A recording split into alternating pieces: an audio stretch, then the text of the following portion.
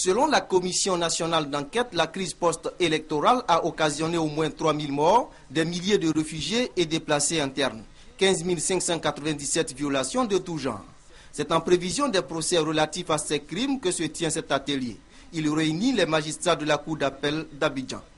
Objectif, s'approprier des mécanismes et procédures de juridiction des différents crimes, dont les crimes contre l'humanité, les crimes de guerre et les crimes de sang. Ce séminaire nous permettra au moment de rendre des décisions, lorsque nous aurons des dossiers, de savoir reconnaître un crime de guerre, un conflit armé, le génocide et écarter ceux qui n'en sont pas pour ne pas rendre n'importe quelle décision parce que tout le monde compte sur nous pour rendre une justice vraie.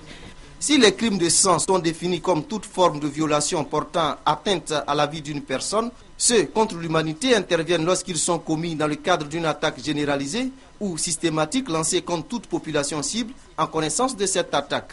Les crimes de guerre désignent les exactions commises à l'encontre de populations cibles ou de combattants ennemis à l'occasion d'un conflit armé international ou interne.